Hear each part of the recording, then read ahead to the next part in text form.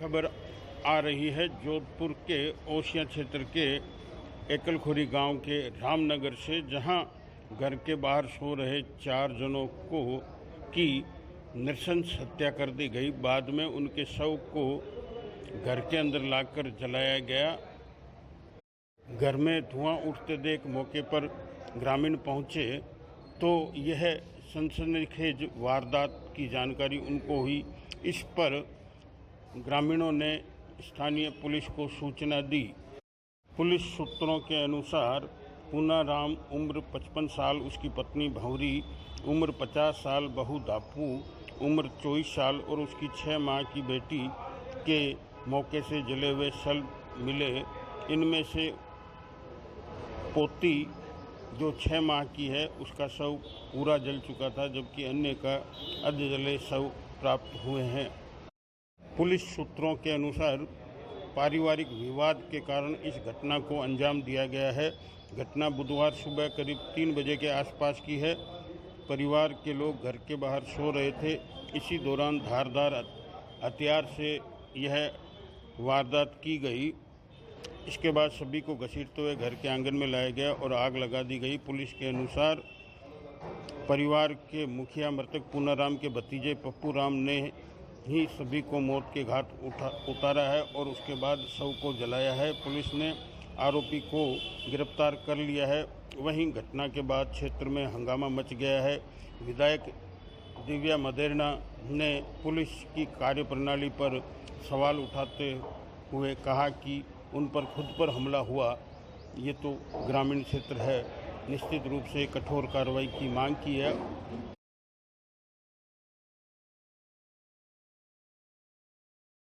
लाते वो तो बिल्कुल उल्टा, ना तो गार्डन में ना क्या बताऊं, मैं तो खुद ही सेफ नहीं हूँ और मेरे आरोपी गिरफ्तार नहीं हो रहे। मेरे तो खुद के लट बज रहे हैं सरेआम। 20-20 जगह मेरी गाड़ी पर अटैक कर रहे हैं, जबकि मैं पुलिस कस्टडी में गई, पुलिस सुरक्षा में गई। मैंने एसपी से पुलिस सुरक्षा ली है। मेरे आगे 2 पीछे 2 गाड़ी चलती है। मेरे साथ में सब इंस्पेक्टर चलता है। 2 दिन पहले मुझे धमकी मिलती है। 5 थाने वहाँ पे तैनात होते हैं। एडिशनल एसपी वहाँ तैनात है, सीओ तैनात है, 4 इंस्पेक्टर्स आपके थाने तैनात है। जितना आपने किसी पुलिस फोर्स बुला रखी थी आपको पता था वहाँ आशंका की। और मैंने जब वहाँ पे हुआ उससे पहले अपनी गाड़ी 3 किलोमीटर पे रोक के एसपी से बात करी कि मेरे पे हमला होगा। बोले नहीं साहब, हमारा पर्याप्त व्यवस्था है, आपके साथ सिक्योरिटी और हमारे पास पर्याप्त बल है। उसके बाद सरेआम मेरे पे हमला हो जाता है और आप अरेस्ट नहीं कर पाते। आईजी बताए क्यों नहीं कर रहे अरेस्ट? मैं भी महिला हूँ, लेकिन ठीक है, मैं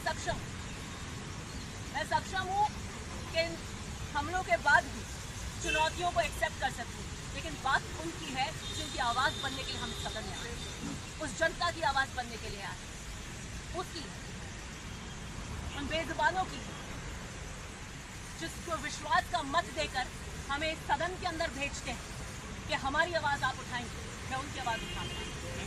आज सुबह हमें सूचना मिली थी रामनगर गांव में, जो चेरई चौकी ओसिया थाना क्षेत्र में आता है, और जिस पे तत्परता से सीनियर ऑफिसर्स, मैं, कलेक्टर साहब, आईजी साहब, डीसी साहब पहुंचे और एफएसएल टीम को बुलाया, डॉग स्क्वाड को भी बुलाया और कुछ जो आसूचना, मानवीय आसूचना के आधार पर हमने इन्वेस्टिगेशन चालू किया, जिसमें जो आज जिस परिवार में मृत्यु हुई है उन्हीं के परिवार में जो रिश्तेदार हैं और उनके ताऊ के लड़का जो पप्पू राम है, उसे अभी हमने डिटेन किया है और उससे अभी गहनता से पूछताछ चल रही है। मर्डर वेपन उससे बरामदगी के प्रयास चल रहे हैं। पप्पू राम सन ऑफ भैराराम, उम्र 19 साल है और पूर्व में कुछ जो इनके बीच में रंजिश हुई है उसको लेकर भी गहनता से अनुसंधान चल रहे हैं। प्राइमा फेसी अभी 2 बातें आई हैं कि कुछ तो एक इन्होंने ज़मीन का विवाद बताया कुछ साल पहले था, और कुछ जो एक्यूज्ड परिवार है, जो आरोपी परिवार है, उसके एक लड़के की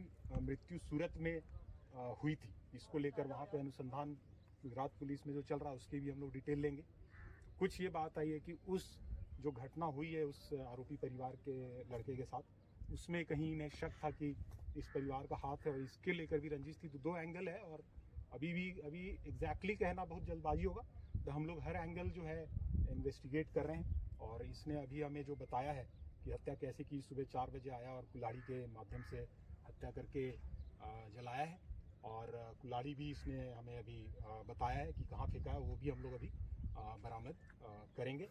और इसमें सारे एंगल से अभी इन्वेस्टिगेशन ओपन है। ये एक प्राइमरी जो फाइंडिंग्स आई हैं वो अभी हम आपसे शेयर कर रहे हैं। इसमें अभी हम लोग टेक्निकल डिटेल भी लेंगे और हर तरह का डिटेल जो है करेंगे। मल्टीपल टीम्स हमने बनाई है, लगभग पूरे जिले के जो टॉप ऑफिसर्स हैं उनको हमने सुबह बुला लिया था। हर एक को अलग अलग टास्क दे के हर एक चीज़ें अभी भी हम लोग गहनता से करें। तो ये जो भी मैंने बताया प्राइमरी फाइंडिंग है और जैसे जैसे इन्वेस्टिगेशन में और डिटेल होंगे हम लोग आप लोग से अपडेट शेयर करते हैं। जलाया किससे था सर? जलाया किस पदार्थ से था, कुछ आइडिया लगा है? किचन में जो अभी इन्फ्लेमेबल मटेरियल होता है, मतलब रसोई में उस तरह की बात आई है। उसमें भी अभी उससे हम लोग बरामद करेंगे अगर कोई ज्वलनशील पदार्थ उसके पास। अच्छा सर, पप्पूराम आया था तो पप्पूराम बाहर कौन सो रहे थे, पहले किसको मारा, फिर अंदर गया, कैसे क्या थी पूरा? बाहर जो दोनों वृद्ध महिला और पुरुष थे उनको मारने की बात बता रहा है और अंदर वो जो उनकी बहू सो रही थी उसको मारने की बात बता रहा है और फिर बच्ची को भी उनके साथ जलाने की बात अभी बता रहा है। बट मैं बार बार आपसे ही कह रहा हूँ ये हमारी प्राइमरी फाइंडिंग्स हैं।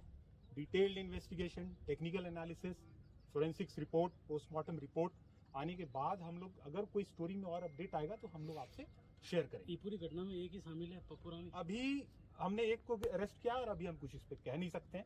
हम लोग जैसा कि आपको बताया टेक्निकल एनालिसिस करेंगे, लोकेशंस लोगों को देखेंगे कि इससे बातचीत हुई, इसके फ़ोन का एनालिसिस करेंगे। तो मैं बार बार यही कह रहा हूँ कि ये प्राइमरी फाइंडिंग है और अभी जो हमने किया है उसका मैं आपको अपडेट दे रहा हूँ। पोस्टमार्टम को लेकर क्या है? पोस्टमार्टम मौके पर कलेक्टर साहब ने बोर्ड गठित करवा दिया था और मौके पर ही पोस्टमार्टम जारी है और हमारी जो एक्सपर्ट टीम है वो लगी हुई है। एफएसएल भी बहुत ही गहनता से सीन का एनालिसिस कर रही है। आईजी साहब ने भी स्वयं अपने निर्देशन में एफएसएल टीम को भी गाइड किया है कि क्या इसमें और हम लोग एविडेंसेस ले सकते हैं। तो कोई भी एविडेंस हम अनटर्न्ड नहीं छोड़ रहे हैं और कोई भी एंगल हम लोग अभी अनटर्न्ड नहीं छोड़ेंगे। सारे एंगल्स ओपन है। ठीक है सर। अच्छा सर, पूरे घटनाक्रम है, क्या लग रहा है, जमीनी विवाद है या? अभी जो प्रारंभिक जो इनपुट्स आया है उसमें ऐसा लग रहा है कि इनके बीच में ज़मीन को लेकर डिस्प्यूट चल रहा है। आपस में एक भाई है, उसके औलाद नहीं है और ये जो आरोपी है इसके 4 भाई हैं। इसके जो चाचा के ताऊ के जो लड़के हैं वो 4 हैं। तो जिस भाई के औलाद नहीं है उसकी जो हिस्से की ज़मीन है इसके बारे में अभी ये भी इनपुट्स आया है कि 4-5 साल पहले इस ज़मीन को बेचने को लेकर के इनके डिस्प्यूट हुआ था कि इस ज़मीन को आप नहीं बेच सकते और जो मृतक परिवार है इसके ऊपर इनको संदेह था कि ये कभी भी उस ज़मीन को बेच सकते हैं, अपने नाम लगवा सकते हैं। इसको लेके इनके बीच में डिस्प्यूट्स हुआ और वो ये भी आया कि सिविल सूट्स तक ये केस गया, बाद में इनके राजीनामा हुआ। मीनवाइल अभी जो लास्ट ईयर गत वर्ष जो ये आरोपी है इसके एक भाई की गुजरात में सूरत में संदेहजनक परिस्थितियों में मृत्यु हुई है और उस मृत्यु को लेकर के इनके मन में ये संदेह था कि उस मृत्यु में इस परिवार का हाथ है या इन्होंने वो मृत्यु षड्यंत्र पूर्वक करवाई है। इसको लेके इस युवक के और इनके परिवार में संदेह था और ये जो घटना हुई है इसमें जो ही हमें पता चला आज की इस प्रकार से 4 की हत्याएं हुई है और तत्काल हमने मतलब पुलिस अधिकारी यहाँ पे मौके पर पहुँचे। हमारी जो साइंटिफिक टीम है, एफएसएल की टीम है, हमारी डॉग स्क्वाड है, सबको तत्काल यहाँ पे भेजा गया। हमारे एसपी साहब और चुनिंदा जो पुलिस ऑफिसर हैं वो तत्काल मौके पर पहुँचे और हमने कड़ी से कड़ी जोड़ने का काम अभी हमारा चल रहा है और ये केस बिल्कुल क्रिस्टल क्लियर है, पर्दाफाश हो गया है लगभग और अब ये है कि इस घटनाक्रम में जो भी लिप्त लोग हैं उनकी कड़ियाँ जोड़ करके साइंटिफिक एविडेंस के आधार पर आगे बढ़ रहे हैं। अच्छा सर, पप्पूराम आया था रात को, कुल्हाड़ी से हमला किया, क्या कुछ उस समय उनसे कोई कहा सुनी या कुछ झगड़ा कुछ ऐसा हुआ था? प्राइमा फेसी अभी ऐसी चीज वो अभी सामने नहीं आई है। कुछ खरोच सर उसके बॉडी पे उसका एनालिसिस हम लोग करेंगे। कुछ खरोच उसके बॉडी पे आया, देखेंगे पहले का है कि घटना के समय का है। एनालिसिस करेंगे उसका कि किस प्रकार से इस षड्यंत्र में और कौन कौन लोग शामिल हैं और किस प्रकार से प्लान करके इन्होंने किया है। ये इन्वेस्टिगेशन का अभी मुद्दा है जो गहनता से चल रहा है। लेकिन मैं ये कहना चाहता हूँ कि पुलिस के पास जो ही इतला मिली, पुलिस ने हमारा जो रेस्पॉन्स टाइम है उसको क्विक से क्विक रेस्पॉन्स करते हुए वरिष्ठ अधिकारीगण मौके पे पहुँचे हैं। साइंटिफिक इन्वेस्टिगेशन एक सबसे बड़ी कड़ी होती है, उसके लिए हमने हमारी एफएसएल की टीम और हमारा डॉग स्क्वाड तत्काल यहाँ पे मूव करवा के यहाँ पे पहुँचा है। सभी हमारे चुनिंदा पुलिस ऑफिसर हैं जो कि इन्वेस्टिगेशन का अच्छा अनुभव रखते हैं, उनको सबको इसमें साथ में लगाया है और जिला प्रशासन की तरफ से भी वरिष्ठ अधिकारी यहाँ पर पधारे हैं। जिला कलेक्टर तत्काल यहाँ पे पहुँचे हैं और डिविजनल कमिश्नर साहब भी यहाँ पहुँचे हैं। और अब हमारी यही अपील है कि पुलिस अपना काम कर रही है और कानून व्यवस्था बनाए रखने में पुलिस का सहयोग करें। अनावश्यक जो भ्रम फैलाया जा रहा है या जो लोगों को उकसाने का काम किया जा रहा है वो नहीं होना चाहिए। शांति व्यवस्था में सहयोग करना चाहिए।